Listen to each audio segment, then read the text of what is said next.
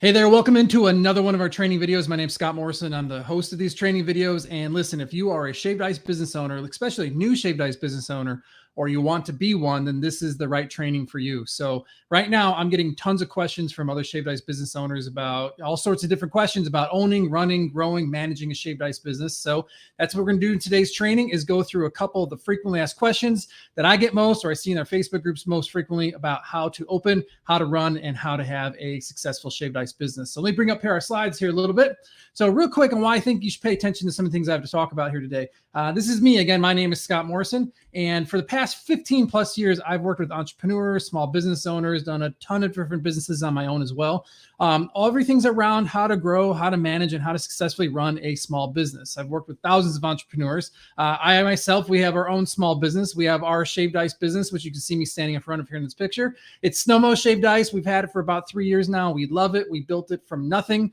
We literally had no idea what we were doing when we got started. We kind of knew how to run business, but we didn't know how to run a shaved ice business. And we went through, we built it, and we figured it all out. And we've made a very successful and very profitable business for us, which we love. We're in Orlando, Florida.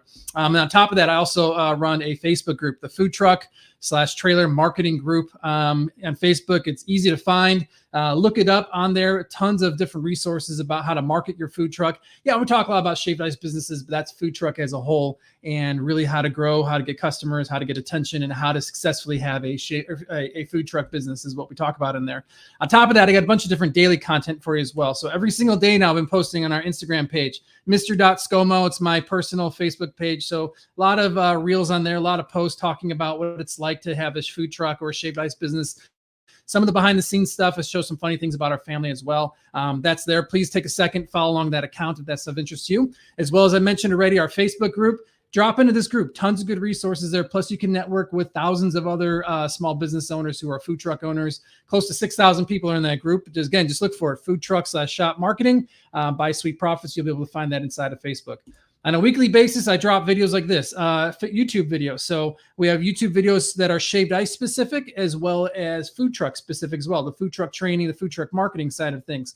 So you can check that out on our Facebook page. And then the new piece I just added in recently is every week now we're sending out the Food Trucker Marketing Newsletter. If you'd like to be added to that, shoot me a DM or just go to sweetprofits.com and we'll add you to our list on there. I have a couple of programs that are super helpful. Shaved Ice Academy, that's specific for shaved ice business owners and how to get started, as well as Food and Ice. So I've done a lot of different things in this industry, really helping business owners be successful and grow. And so what we're going to do today, though, is go through just a handful of these different questions that I get asked most frequently.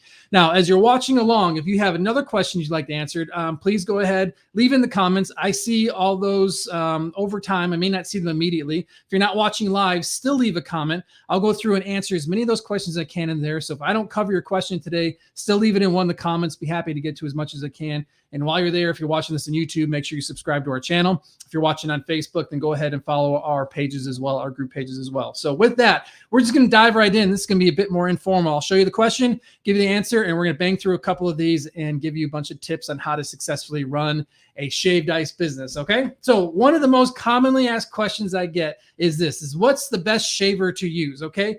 Now, this becomes like, a Ford versus Chevy type argument. Do I want a truck or a car? There's all sorts of different questions that go into this. But when you're looking at, well, what kind of shaver should I have for my shaved ice business? First question you answer is this, do you want to use blocks or do you want to use cubes? Blocks are the big 10-pound blocks. I think they're 5.5 by 5.5 inches by 10 inches long, if I have that correctly, or cube, which is just ice cubes. There's different types of shavers. My personal preference is I strongly endorse the block shaver because I think the quality of the ice is 1,000 times better than what you get off of a cube shaver. At least that's been my experience. And I'll go through some different examples of that, of good block shavers and good cube shavers here in a second. But I like the block shaver. Now, the disadvantage to the block shaver is it's hard to get blocks of ice. Here in Orlando, I know of only one place I can get block ice from where I can go buy it. Yes, you can make your own. Yes, you can buy molds. You can buy freezers. There's all sorts of things you can do on your own. But if you want to go through a vendor, block ice is a little more difficult to find. Whereas cube ice, you can find that literally everywhere. You can go through the McDonald's drive-thru. They used to sell them for $1 through the McDonald's drive-thru. Any gas station, any convenience store, anything like that, you can get cube ice that you can use for your machine. So it's up to you. What are you looking to do here? I will say kind of the authentic Hawaiian shaved ice, or shave ice as they call it there, as well as snowballs you'll find down in New Orleans. Those are all made on block shavers versus on cube. So decide on there. What are you going to go? You're going to go the block route or the cube route? If you do want to go the block route, there's a couple different machines that I think are tremendous. First question, and before I go into the machines as well, is do you want an upright, which is a machine that stands upright, or do you want a wide body one, something that's going to take up a little bit more counter space? The best upright machines that are out there are these two, the Swan SI100E. They also have a newer one that's black and a little bit sleeker looking design that just came out for Swan. That's what we use as Swan shavers. They're incredible. They're great. I like them because you can use either a block of ice that you cut in half, or you can freeze a tub or like a mold, a round mold that will fit in the machine as well. So you have a lot of flexibility with the type of block that you use inside of there. Same with the Hatsuyaki HF500E. That's an upright machine. That's an incredible machine as well. So if you want to go for an upright that doesn't take a lot of counter space, these machines are tremendous. The wide body ones are Southern Snow and Snow Wizard. As far as I can tell, they're pretty much the same machine. I've used both of them. I've had shaved ice off of both of them. These are wide. They're usually silver. There's a handle that you pull. They spit out ice out of the front. Super soft, super fluffy, and they are incredible machines as well. All four of those machines are going to cost you about the same amount. A brand new one is between $2,000 and $2,500 right now, at least at the time it's recording. They are incredible machines, and honestly, you can't go wrong with any of them. I think the first question you need to ask if you're going the block route is how much counter space do I have? A lot of you are in trailers or in small shops, so space may be a bit more limited. In that case, you might want to go the upright machine. If you're set on, I have to have New Orleans style, that's what I've born and raised on, that's what I love, go for the wide body one. The wide body ones are also slightly faster than the upright ones, but again, you can't go wrong with any of those. Now, a notable mention I'll give you, because if not, I'm going to have people really mad at me, and that is a Snowy Block Pro. There are fanatics who love Snowy, love everything they do, and they're a great company. They have good products. My experience, though, is I haven't thought the quality of ice coming out or the snow coming out of a Snowy was quite as good as the other ones that I mentioned. That's why I just give it a notable mention. It's not one of my favorite machines.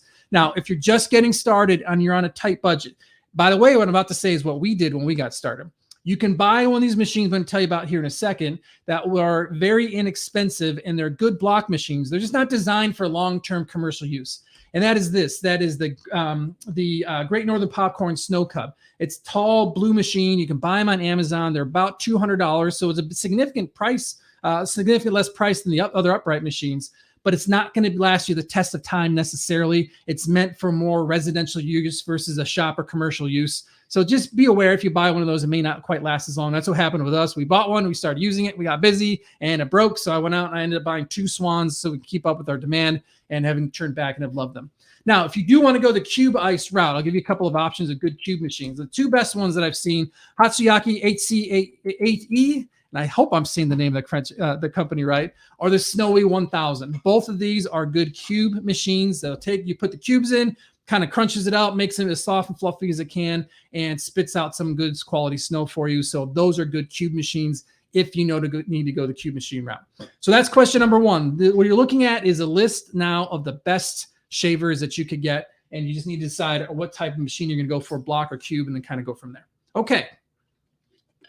Question number 2 that I see most frequently is, how do I legally set up my business? Now, first off, thank you for asking that question.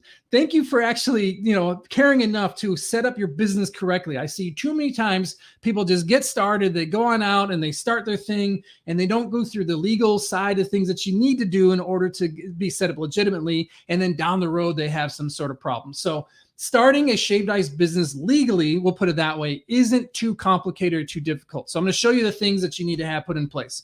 The first is what's called an EIN. That's an employer identification number. This you get from the federal government. Just Google, get an EIN. It's free. It's super easy. You fill in the form. You tell them what type of business you want to have. You fill it out online. They send you it in a couple of days before, and you will get your EIN number. You need that first, and I recommend doing that first because it does take a couple of weeks for that to come back. Because some of the other things that you're going to do, you're going to need to have that EIN number.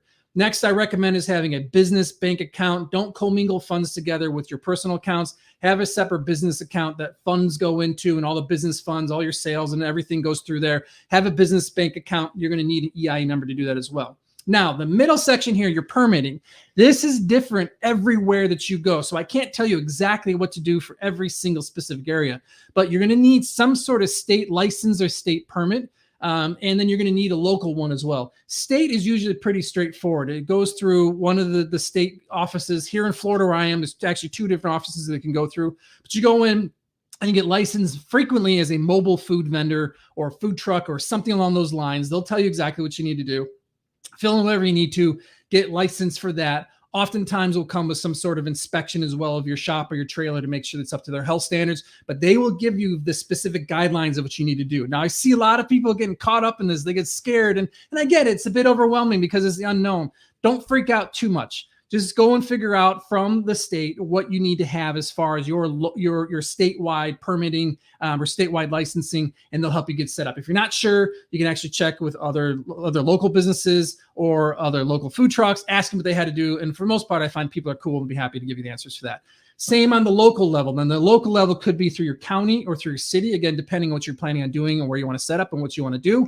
Find out what their rules are, and they will give you the set of parameters you need to do in order so you can get legally licensed for them. But once you have those done, then it's usually pretty straightforward, and they may have down the road inspections or things you need to do years down the road. But kind of once you get this set up, you go through the pain of doing the beginning, then you're sort of done, you're off and running. The commissary on that front as well. Commissaries are things that you may or may not, depending on your local guidelines. Again, check with your local county or city, or check with the state. They may have commissary guidelines. And depending on your area, they'll let you know if you need a guidelines or what exactly commissary you need to have. Now, insurance, I am not an insurance expert. There are members of the group who are insurance expert. They'll tell you specifically what you need to have for your area, for your type of business that you have as well. But just a couple of tips I'll give you. Number one is by and large, your commercial auto insurance will not cover you towing your trailer or towing your business. So you need to have some sort of commercial insurance there. You're going to need some sort of food liability insurance as well as insurance for workman's comp. Again, there are experts that I'd be happy to connect you with, to put you in touch with, to get specifically for your situation what makes the most sense. But please get insurance. Issues, things, mistakes, stuff comes up, want to make sure you're properly insured. So that you're looking at here in the screen, those are the things you need to have in order to legally get your business set up. Now, by the way, as I'm going through all this, if you have questions, anything more specifically, feel free to put them in the comments. Feel free to shoot me a DM. Also, if you are interested in starting a shaved ice business, we have our Shaved Ice Academy, where I have more time and more space to go through all of this and everything we're going to cover today a lot more in depth. So I'll give you a link towards the end of this where you can go and check that out if you'd like to check out our academy and be part of that, where it can get you started and get your business rocking up. I love being part of that academy. It's so much fun doing that too. Okay, the next question. What's the best POS system to use? POS stands for point of sale. So basically, this is the system that you're going to use to accept payment from your customers. Now, there's a number of different ones that are out there. We've tested a lot of them, played with them. But at the end of the day, I came down to one system that I love, that we use, that I am married to at this point, and not from like I have a relationship with the business. I actually don't. More from we use it, we love it, we think it's best, and that is Square.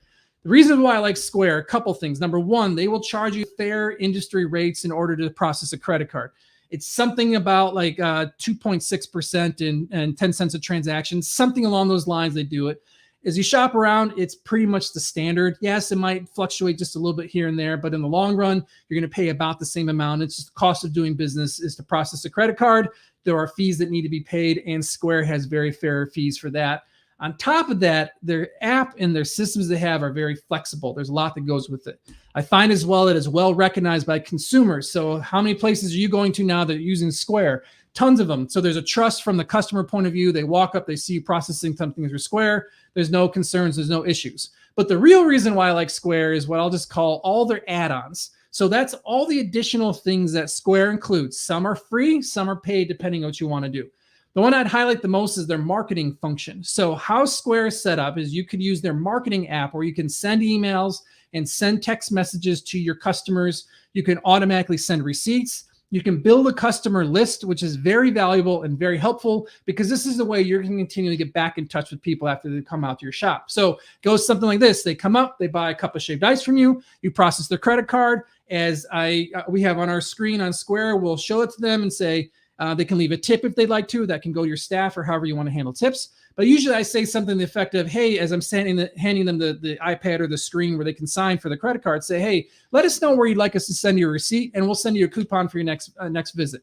On the screen, they can select email or text. They put in their info. Now it'll automatically send them your receipt. As well as if you have it set up correctly, you can send them a coupon, you can send them an offer, and you can add them to your communication list. So down the road, you can keep inviting them back to what you're doing. You can tell them about events, you can tell them about what's happening, your specials. There's a million different things that you can do. You can put into here, all that's built into Square, and it's very simple and it's very easy to use. So I love Square for that alone. Now, on top of that, you can now do payroll through them. You can do scheduling, you can get loans, you can get all sorts of different things through Square. That's why I think they're the best point of sale. So if you're looking for one, Square is the point of sale that I recommend. All right.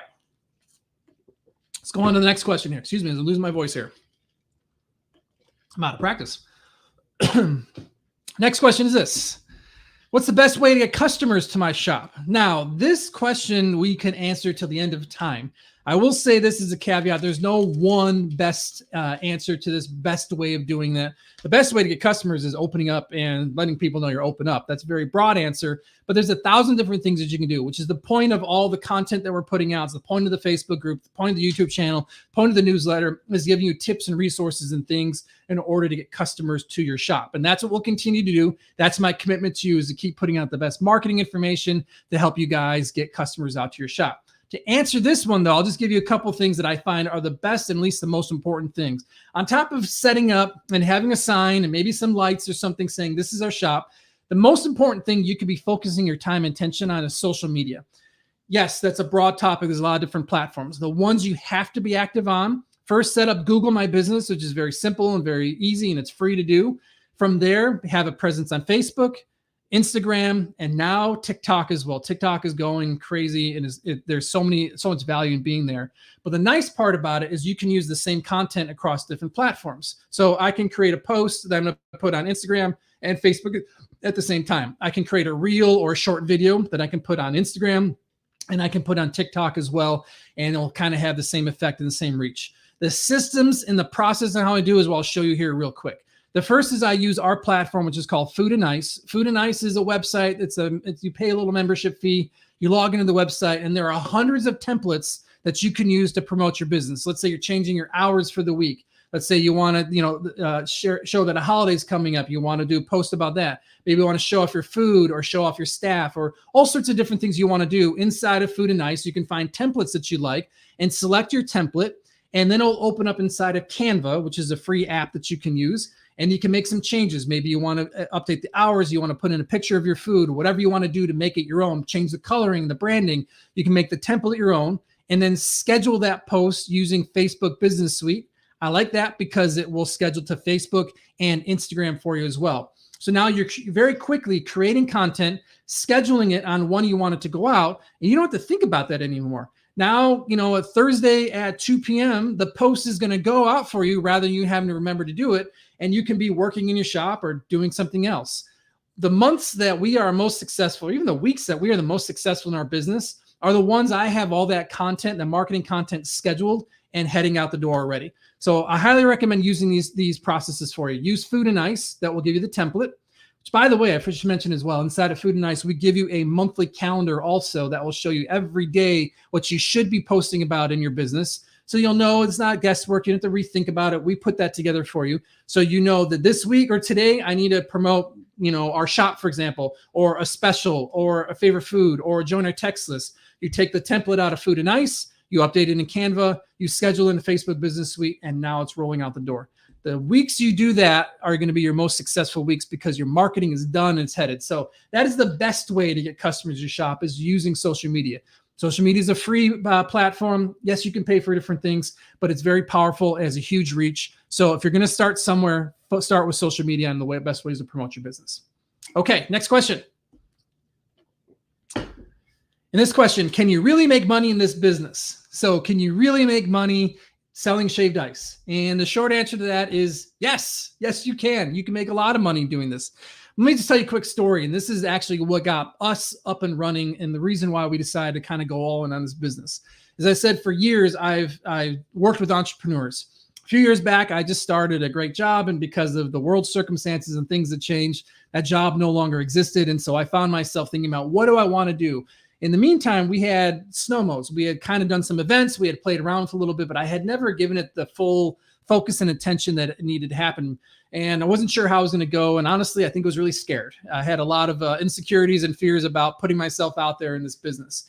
But we had a mentor, someone else who had a very successful shaved ice business. It's a pretty well-known brand. I'm not going to say who it is because they haven't given me permission to say that yet. But I was talking to the person who ran that, and I said, are you really making good money doing this? How is this working for you? And what they told me was this. It was a husband and wife who ran it. The husband was in medical school. He was finishing that up. And the wife was home, and they had 1 or 2 little kids at that point. And so she would spend the summer working at their shaved ice stand. They would roughly be open from Memorial Day to Labor Day. During that stretch of time, it was a lot of work. It was a lot of hours. She was there a ton. They hired help. They hired local teenagers. They did marketing. They did things the right way, and they had a very successful stand. And they made enough money during that stretch from Memorial Day to Labor Day to fund the rest of their life. Now, they weren't rich. They weren't living high in the hog, but they had a nice, comfortable, happy lifestyle. And so that the husband could focus on school and the wife was taking care of the kids, and they didn't have to work year round.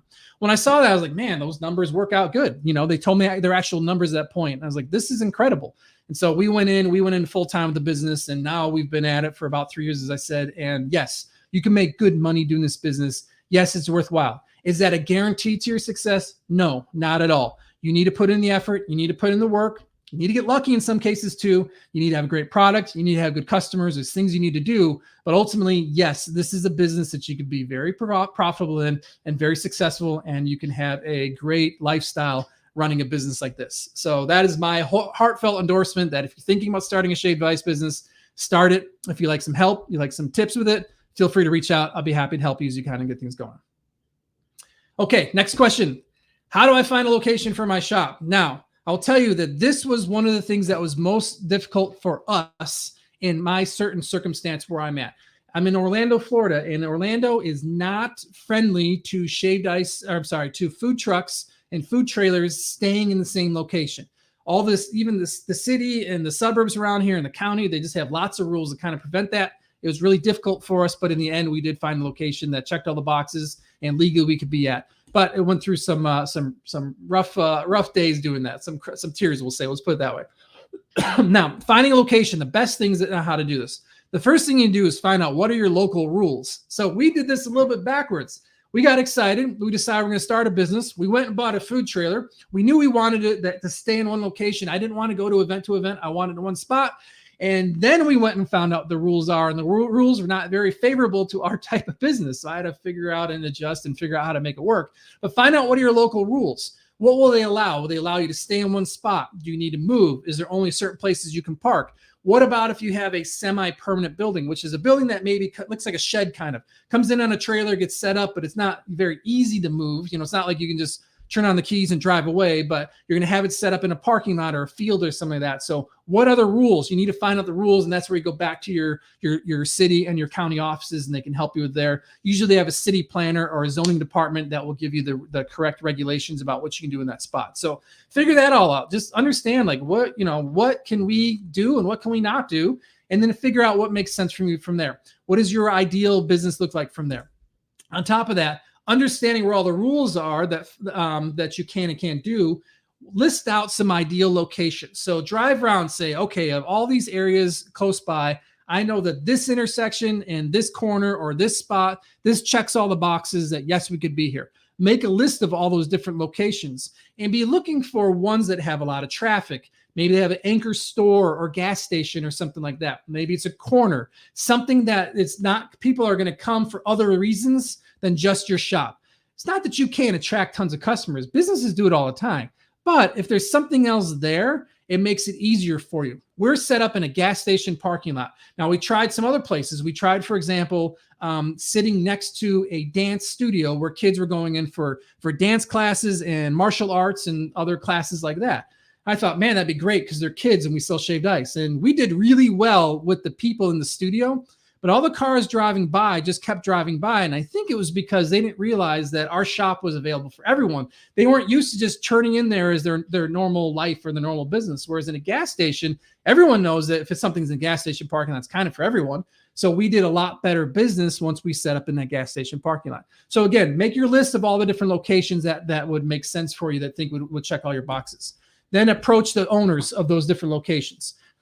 This is some good old-fashioned grunt work of knocking on the door, or maybe if it's a field, you might have to do some research in your county tax records. But find out who is the owner of that property and go to them and show them, this is what I'd like to do. Have a written proposal for them. Have a flyer. Have something showing your shop, explaining what you're looking to do. And most importantly, what is in it for them. The gas station we're at loves that we're there because they get tons of business from it. Yes, it's nice. Yes, they're good people. Yes, I think that they are happy to see us be succeeding as well. But I don't hide the fact. I understand what's going on as well. As they're excited we're there because we're giving them good business as well. The people that come to our shop, or the times that we promote them, are the hundreds of times we're putting out posts saying, in the Shell station parking lot at this address, the Shell station's happy, because that's promotions for them as well. So I made sure that as we sat down and I explained, kind of what our vision was, I laid out, this is some of the marketing we do for you. Here's how we can attract a crowd for you. Here's what's in it for you. And by the way, I'm paying them rent every month. So that's part of what's in them for them as well, as they get some money from us also. So explain that. And then as you're negotiating things out with the property owner, get a deal in writing. Okay. Figure out something that the terms are agreeable on both sides, and get it out in writing. You can use an attorney if you want. You can use a contract if you want. You can have something less formal. That's kind of up to you, whatever your comfort level says. But make sure whatever you and the property owner agree to, that's in writing, so that down the road, there's no questions and nobody, has to remember what they said a while back. It's in writing. It's all, everything's transparent. Everything's on the same page. So that's the steps to finding a location. And finally, the next question for you: is there a shortcut to getting things up and running? Yes, there is. Now, again, when we got started, I kept looking around and seeing is there a consultant? Is there a class? Is there a course? Is there somewhere I can fly that I can just pay somebody to say, show me how to get started with this stuff, walk me through this? And I didn't find that. At least I didn't find one that I liked. My wife, I think, read every page on the internet she could find about starting a shaved ice business. We flew to other cities and did research and talked to business owners. We networked with many through Facebook groups. We found their Instagram pages, and we did tons of research, countless hours of research of putting this whole thing together. It was exhausting. It was hard. And the whole time I kept thinking, like, there's got to just be somebody or some way that just show me A to Z how to do it. And there wasn't, until we got established and we got running. And then we put together the Shaved Ice Academy, which is our program to really help you go from A to Z of how to do all this stuff, how to, what are all the different things that you need to have put into place, and what's all the resources, and what are the supplies I need to get, and all the different things we have as we built inside the Shaved Ice Academy. So in there, if you become part of our academy, our program, you're going to just, first of all, just get peace of mind of guidance and steps of saying, oh, this is the way to do it, instead of having 5 options in front of you and thinking, well, maybe 1, I don't know, maybe 2. Instead, we're like, no, go with this specific step. This is how to do it. This is how to get going in your specific situation. We have online videos for you, and then top of that, one-on-one support. If you get through the academy right now, we're doing you a couple phone calls one-on-one with me, but then online and digital support as well. So everything you have is always answered for you. If you'd like to check it out, if it's something you think is interesting to you, go just check out shavedIceacademy.com, and it'll bring you to a page where you can get some more information about it, or feel free to shoot me a direct message and be happy to explain more what it's about, answer any questions you have, and see if it can help you out. So that's it for today, guys. That's what I have for you. That is a handful of frequently asked questions of shaved ice business owners. If you have more questions, if you'd like some additional help, leave in the comments. I'll get to as many of those as I can. Make sure you subscribe to our videos and follow us on Instagram, because we have tons of free resources out there on shaved ice businesses and food truck businesses. But I appreciate you tuning in today. Hope you have a great day.